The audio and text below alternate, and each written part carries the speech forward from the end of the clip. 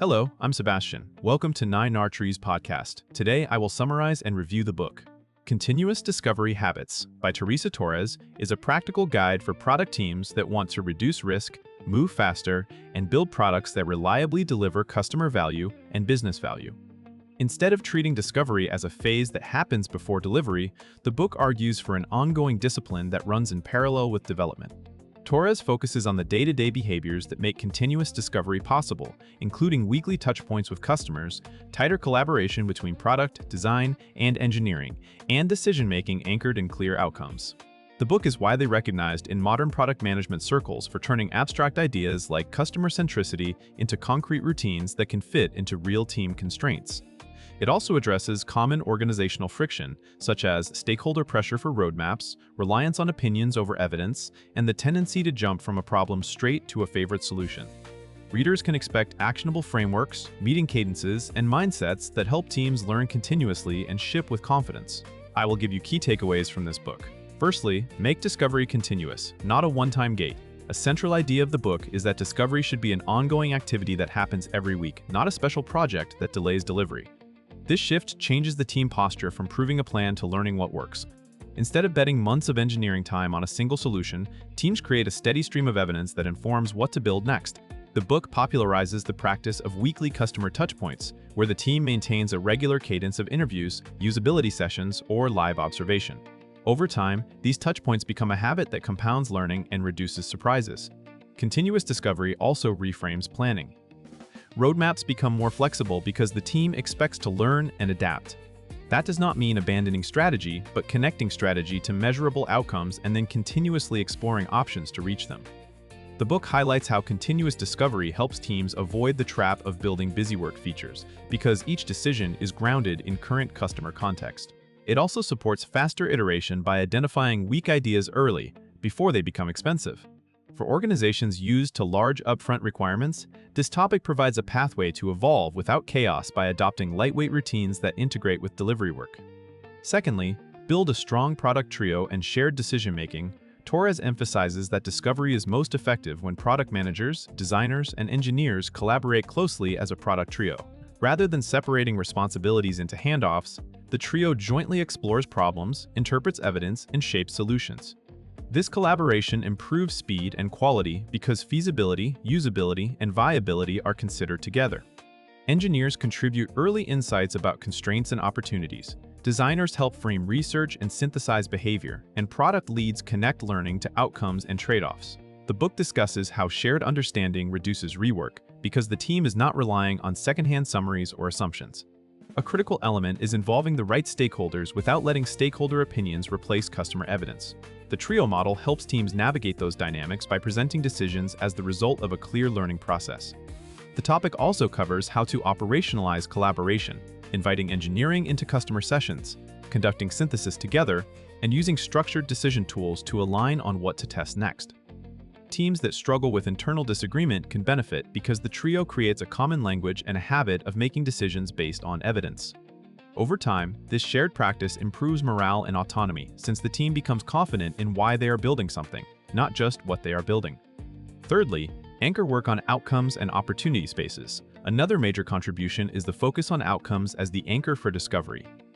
Instead of starting with feature requests, the team starts with the business and customer outcomes it needs to achieve, such as improving activation, retention, conversion, or task success. From there, the team explores an opportunity space, a structured view of customer needs, pain points, desires, and constraints that represent potential areas for impact. The idea is to create a map of opportunities and then choose where to invest based on evidence and expected value. This approach helps teams avoid chasing the loudest request and instead prioritize the problems that matter most. It also supports strategic alignment because opportunities can be connected to the company goals and metrics. The book is known for promoting tools that help teams visualize and evaluate opportunities, making it easier to communicate priorities to stakeholders.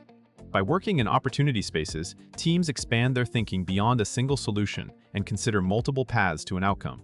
This increases the chance of finding a high-leverage approach. It also supports better sequencing because the team can select opportunities that fit the current context, such as technical readiness, market timing, or user segment focus, while still moving toward the same outcome. Fourthly, generate multiple solutions and test assumptions quickly. Continuous discovery is not just about talking to customers, it is about systematically reducing uncertainty. The book pushes teams to generate multiple solution ideas for a chosen opportunity and then test the assumptions behind those ideas. This combats the common failure mode of falling in love with the first solution and investing heavily before learning if it will work. Instead, teams identify risks such as whether users will value the change, whether they can understand it, whether it fits into their workflow, and whether the business model supports it. The emphasis is on small, fast tests that produce reliable signals. These might include prototype usability sessions, concept tests, concierge experiments, technical spikes, or lightweight market validation. The point is not to run academic research, but to learn enough to make a better decision before committing to full build. This topic also highlights the importance of separating the decision to build from the decision to explore. Teams can explore several options in parallel and then converge based on evidence. Practically, this leads to better use of engineering time and fewer expensive reversals. It also encourages creativity because the team is rewarded for learning and experimentation, not just shipping. The result is a more resilient product process that can adapt when assumptions fail, which they often do. Lastly, create habits and systems that scale in real organizations. A key strength of the book is its focus on habits, not heroic effort. Many teams know they should do discovery, but struggle to maintain it amid deadlines, stakeholder demands, and fragmented calendars. Torres addresses the operational side, setting a sustainable cadence, creating a research pipeline, recruiting customers regularly, and building lightweight documentation that keeps learning accessible. The goal is to embed discovery into the team rhythm so it becomes the default even under pressure. The book also acknowledges organizational realities, such as leadership expectations for predictability and teams that are accustomed to receiving solutions rather than outcomes. It offers guidance for evolving from project-based delivery toward outcome-based work without needing an overnight transformation. This includes clarifying decision rights, using evidence to negotiate priorities, and communicating progress through learning as well as delivery. Another scaling element is improving the quality of insights over time. When a team talks to customers weekly, it becomes better at asking questions, spotting patterns, and avoiding confirmation bias. The habit creates a shared memory that helps new team members onboard faster. For product leaders, this topic provides a way to build a durable discovery culture that reduces waste, increases customer empathy, and strengthens the connection between strategy and what teams build each sprint. In conclusion, this book is best suited for product managers, product designers, engineers, and product leaders who want a repeatable way to make better product decisions. It is also valuable for founders and executives who feel their teams ship frequently but still struggle to move key metrics because it explains how to connect day-to-day work to outcomes through continuous learning. The benefit to a reader's life comes from replacing anxiety and guesswork with a clear practice, talk to customers regularly, frame work around outcomes, explore opportunities, test assumptions, and collaborate as a trio. These habits reduce the stress of high-stakes launches and help professionals build credibility through evidence-based decisions. Compared with similar product discovery books, Continuous Discovery Habits stands out for being operational. It does not just argue for customer centricity, it provides a cadence and set of routines that can fit into modern agile delivery.